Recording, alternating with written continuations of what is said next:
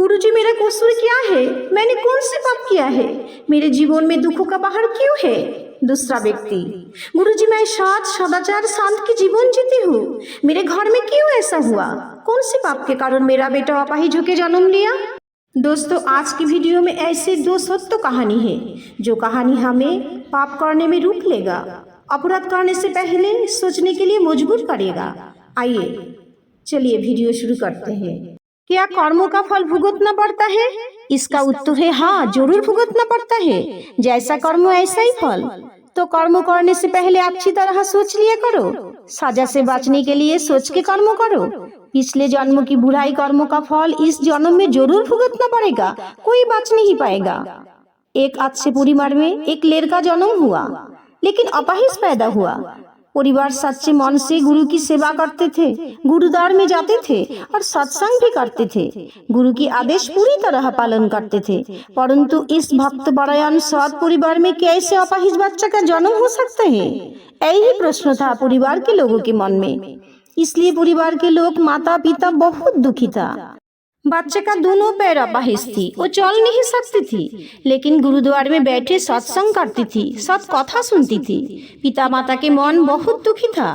पिता कहते हैं हम सब सत्संग करते हैं, किसी के बारे में बुराई नहीं सोचते हैं, किसी का बुराई नहीं करते हैं, फिर हमारे परिवार में अपाहिज बच्चा क्यों हुआ? पिता ने ठीक किया, आज मैं दरबार में गुरु से ये बात जरूर पूछूंगा, इसका कारण मुझे जानना ही पड़ेगा। भरा दरबार में अपाहिज बच्चे की पिता गुरुजी से पूछा, गुरुजी मैं और मेरा परिवार आपकी बहुत सेवा करते हैं, सत्संग करते हैं, सत कथा सुनते हैं, फिर ऐसा मैंने क्या गुनाह किया कि अपाहिज लड़का मेरे घर में जन्म हुआ? गुरु ने जवाब दिया कि तुमने दुविधा में डाल दिया, क्योंकि जवाब ना देने से इस दरबार में जितने शिष्य है सबका दिल टूट जाएगा, परंतु जवाब दे तो कैसे दे इस भारी दरबार में? तो सुन लो बेटा, मैं तुम्हें बताती हूँ इस बच्चे क्यों अपाहिज है। मुझे बोलने से संकोच हो रहा है, तब भी मुझे बोलना ही पड़ेगा। ये बच्चे पिछले जन्म में एक किसान का बेटा था। किसान खेत में सारा दिन काम करता था और ये बच्चा पिता के लिए दोपहर के समय खाना लेकर खेत में जाते थे। एक दिन दोपहर के टाइम में इसकी माताजी ने बोला, बेटा तुम खुद खाना खाओ और खाना खाने के बाद पिताजी के लिए खाना लेकर जाओ। माँ ने खाना इस बच्चे के लिए परोस दिया। बेटा जब खाना खाने के लिए बैठा तो बाहर से कोई आवाज दिया। बच्चे बिना खाके बाहर चला गया उसके मिलने के लिए। इतने ही समय में एक कुत्ता घर में घुसकर थाली में खाना खाने लगा। जब बात खत्म हुई, ये घर में आकर देखा एक कुत्ता खाने में मुंह डालकर खा रहा है। बस उस लड़का का गुस्सा आ गया। ये बिना सोचे बिना समझे पास में रखा हुआ एक लोहे की रॉड लेकर कुत्ते को दोनों पैर में जोर से प्रहार किया। प्रहार इतना जोर से लगा कि कुत्ता जब तक जिंदा थी तब तक उसका दोनों पैर काम ही नहीं किया, पूरा बेकार हो गया था। उसने बिना सोच के ऐसा काम किया। कुत्ता चिल्लाते चिल्लाते वहां से चला गया और दर्द की बजाय तड़पते तड़पते मर गया। इस बच्चे अपाहिज है उस कुत्ते की बददुआ के कारण। इस जन्म में ये लड़का तुम्हारे घर में अपाहिज होकर पैदा हुए। इसका दोनों पैर इसलिए बेकार है। सबको अपनी पापों का फल भुगतना पड़ेगा, कोई बच नहीं पाएगा कर्मों के फल से। इस जन्म में कोई टांग तोड़े तो तैयार रहो अगले जन्म में फल भुगतने के लिए। अगले जन्म में तुम्हारा भी टांग तोड़ना निश्चित है। इसलिए जो भी कर्म करो सोच कर करो, अच्छे कर्म करो, अच्छे सोचो, कभी किसी का हार्ट मत करो, बुराई मत करो, बुराई मत सोचो। अच्छे नहीं कर पाओ तो किसी का बुराई मत करो। ऐसे ही और एक कहानी है एक औरत की जो अच्छे नेचर की थी, अच्छे कर्म अच्छे संग भी करती थी। ये दान ध्यान भजन और सत्संग भी करती थी, सबके साथ प्रेम पूर्वक बातें भी करती थी। परंतु उसकी मन बहुत दुखी थी एक बात के लेकर। उसका पति ये दुख का कारण है, रोज उसके साथ लड़ाई झगड़ा मारपीट करते थे। उसका पति ने इतना मारते थे कि कोई बार उनका शरीर का हड्डी टूट चुकी थी। औरत ने उसका पति के साथ अच्छे से बात भी करती थी, फिर भी रोज उसे मारता पीटता था। एक दिन औरत ने सोचा कि आज मैं गुरुजी से इसका कारण जान के रहूंगी। गुरुजी से पूछा, गुरुजी मैं आपके आदेश अनुसार सब पालन करती हूँ, सत्संग करती हूँ, सेवा दान ध्यान भजन में लीन रहती हूँ, फिर किस गुनाह किस भूल के कारण मुझे मेरा पति इतना दुख इतना दर्द देते हैं, आप इसका कारण बताइए। गुरुजी ने बोला, तुम्हारा पति तुमको भरण पोषण करते हैं, खाना देते हैं? तो औरत ने बोला, हाँ देते हैं। तो ठीक है। उसने सोचा गुरुजी का इस शब्द में ही कुछ दया, कुछ आशीर्वाद छुपा है। ये सोचकर ये घर वापस चले जाता है। लेकिन रोज की तरह उसका पति मार पीट, लड़ाई झगड़ा करते रहे। स्वभाव में कोई बदलाव नहीं देखा। ऐसे ही कुछ दिन चले गए। फिर उसने गुरुजी से पास आकर बोला, गुरुजी, मेरा पति रोज मुझे मारते हैं, पीटते हैं, बिना कारण लड़ाई झगड़ा करते हैं। इसका कारण बताइए, आप कुछ कीजिए। गुरुजी ने फिर वही बात पूछा, क्या तुम्हारा पति तुम्हारा भरण पोषण करता है, मतलब खाने के लिए रोटी देते हैं? औरत ने बोला, हाँ देते हैं। फिर तो सब ठीक है, तुम घर चले जाओ। ये सुनकर उस औरत का मन में बहुत निराशा हो गई और दुखी मन लेकर घर चले आए। उसका पति का स्वभाव में ऐसा कोई बदलाव नहीं आया। वो जैसे कि तैसा ही था। रोज मार पीट, लड़ाई झगड़ा एक रूटीन की तरह बन गया था। वो बहुत परेशान हो गई थी अपने जिंदगी से। ऐसे दुख, कष्ट, मारपीट सहन के और 1 साल बीत गई। रोज मारपीट की जिंदगी से तंग आके 1 साल बाद फिर गुरुजी से पास आकर अर्जी लगाई।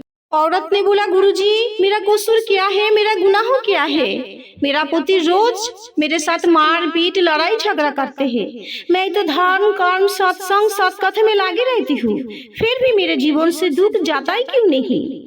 मैं इतना सेवा, दान, ध्यान करती हूँ, फिर भी मेरे संसार में, मेरे जीवन में दुखों का पहाड़ क्यों है?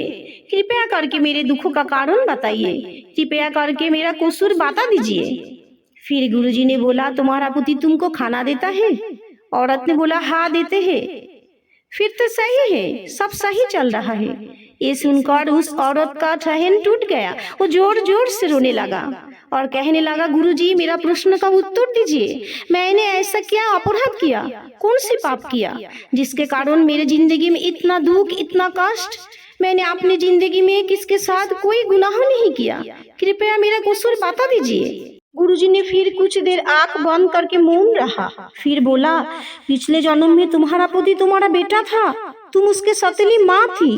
तुम रोज सुबह शाम बेटे को मारती थी, पीटती थी और तुम कई दिनों तक उसको खाना ही नहीं देते थे। वो भूखा ही रहता था। भगवान की शुक्र मनाओ कि तुम उसके सौतेली माँ थी, रोज दोनों टाइम उसको पीटती थी। भगवान की शुक्र मनाओ कि तुमको रोटी मिल रही है, परंतु तुम तो उसको कई दिनों तक खाना ही नहीं देते थे। वो भूखा ही पेट रहता था। ये सब सुनकर उस औरत ने एकदम से चुप हो गई। पिछले जन्म का बुराई कर्मों का फल तुम भुगत रहा हो, ये तो तुम्हें भुगतना ही पड़ेगा। उस दिन के बाद इस औरत कभी भी गुरुजी के पास शिकायत नहीं की, क्योंकि उसको समझ में आ गई थी कि मुझे बुराई कर्मों का फल भुगतना ही पड़ेगा। श्री कृष्ण कहते हैं, अपने पीड़ा के लिए संसार को दोष मत दो, अपने मन को समझाओ। तुम्हारा मन का परिवर्तन ही तुम्हारा दुखों का अंत है। सही हो या गलत, सबको अपने भगवान के विचारों का फैसला खुद को ही भुगतना पड़ता है। हमारा शरीर एक मंदिर है। मंदिर के बारे में ख्याल आता ही हमारे मन में पवित्रता, शांत, स्थिर, शांति, सुकून का शब्द आ जाता है। तो अच्छे कर्म करो। हमारा शरीर मन को मंदिर बना लो। कर्म ने हमें बनाया है, वही कर्म हमारे फल के परिणाम मिटाएगा। कर्म ही जीवन का सत्य है। श्री कृष्ण कहते हैं, जिंदगी में हम कितने सही हैं और कितने गलत हैं, ये केवल 2 लोग जानते हैं, एक परमात्मा और दूसरी हमारी अंतरात्मा। कोई हमारे बारे में बुराई सोचे, बुराई करे, ये उसका कर्म है, परंतु हम कभी भी किसी का बुराई ना करें, यही हमारा धर्म है। कर्म वो फसल है जिसे इंसान को हर हाल में काटना ही पड़ता है और भविष्य में काटना ही पड़ेगा। इसलिए हमेशा अच्छे बीज बोए ताकि फसल अच्छी हो सके। सो फ्रेंड्स, ऊपर वाला पाके अकाउंटेंट है, वो सब हिस्सा बराबर रखते हैं। हम अपने रोज के जीवन में स्वतंत्रता को खो देते हैं, इसी के कारण हम गुलाम बन जाते हैं। हम हमारी मनमानी से कर्म करते हैं, लेकिन फल मनमानी से चलते नहीं। बुरे कर्म हजारों साल तक पीछा नहीं छोड़ते। इसी के कारण परिवार में माता पिता ने कभी किसी बेटी का नाम कोई और मंत्रा नहीं रखते, क्योंकि किया हुआ कर्म कभी निष्फल नहीं होता। भगवान से ज्यादा हमें कर्म से डरना चाहिए। भगवान तो एक बार माफ कर देगा, लेकिन कर्म हिसाब से चलेगा, कोई बच नहीं सकता। वीडियो अच्छा लगी तो मेरी चैनल को सब्सक्राइब जरूर कीजिए। Thank you for watching.